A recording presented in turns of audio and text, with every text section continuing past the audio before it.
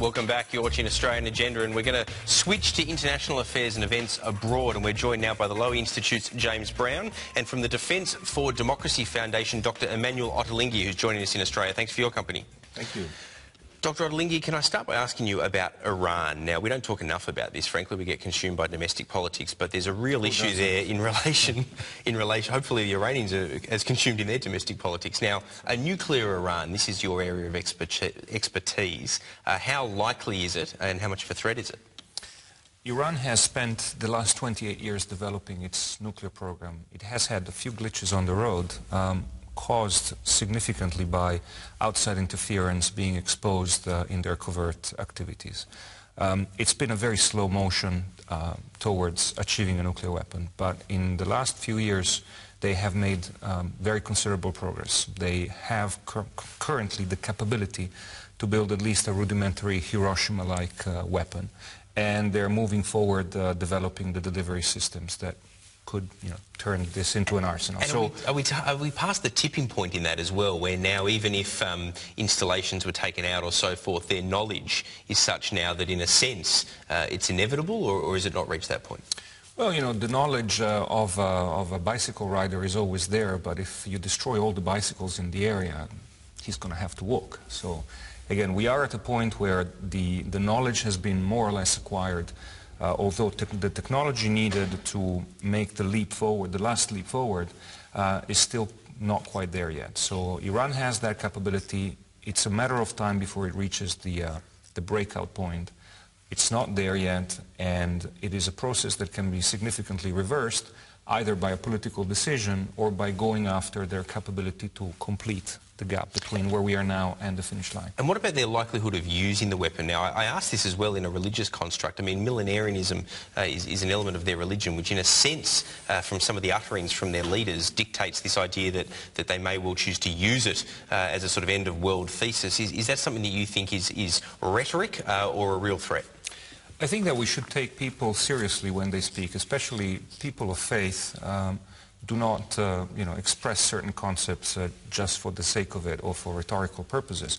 At the same time, I think that it's important to understand that even a rational, behaving Iran that seeks nuclear weapons as an instrument of power projection that is used in a worldly way, much like the Soviet Union or China may have had during the Cold War, is a country that can be aggressive and whose nuclear arsenal can actually trigger significant escalation in the region, even when leaders do not actually want to launch a nuclear strike.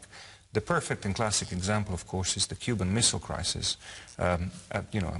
Something from a bygone era, but we should always remember that at the time, neither Soviet leaders nor Western leaders wanted a nuclear conflict.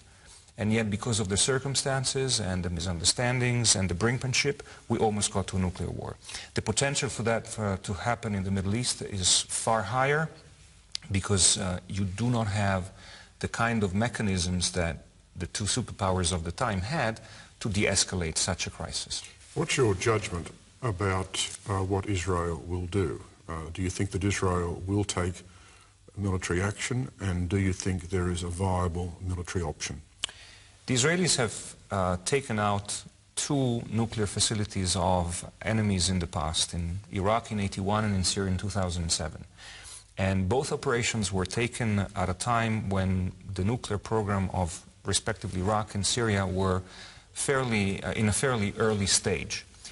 We've long passed that point when it comes to Iran. So that tells you that the Israelis are extremely reluctant to take an action which would be infinitely more complex and risky, both in political and operational terms. If the Israelis could choose, they would rather like to see either the US take military action or a non-military solution to this standoff through diplomacy and sanctions. James Brown, I want to talk to you about Afghanistan in a moment, but what's your view, and I guess the Lowy Institute's view, on the issue of Iran?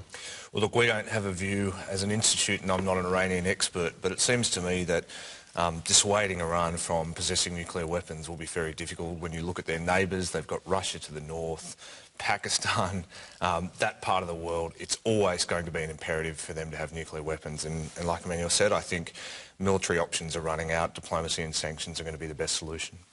But is there any prospect that diplomacy or sanctions could actually work?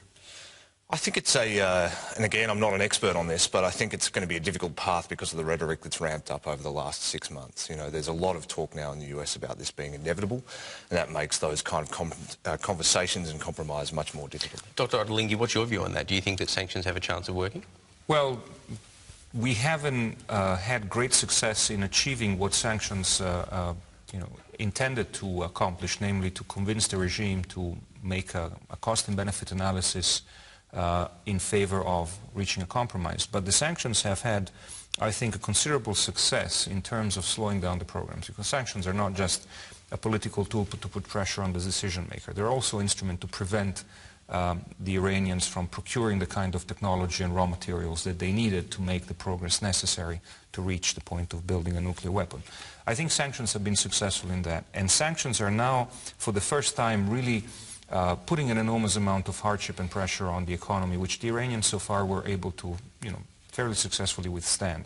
So the question is whether the economic hardship and distress that the country will go through in the next few months on account of the oil embargo, of Iranian banking system being completely shut off from the financial system internationally, will actually create enough unrest and instability inside the country that the regime will look at the situation and say, you know what, we may get nuclear weapons in the end, but this situation may cause the collapse of the regime itself. And the bottom line is that the main goal of this regime is to ensure its own survival. So if they're confronted with that choice, ultimately I think they will come to negotiate. But surely it hasn't got to that stage yet, has it? No, it hasn't. No, it hasn't. And so we have to see that these sanctions, which for the first time in 10 years of negotiations and sanctions, are really crippling. I mean, we're talking about targeting the oil sector, the banks, the transport, the entire economy, whether we have 6 months to a year to see if they will work. And I think that once that has passed and you don't have a change in decision-making in Iran, then the debate will shift towards either letting Iran have it or military action.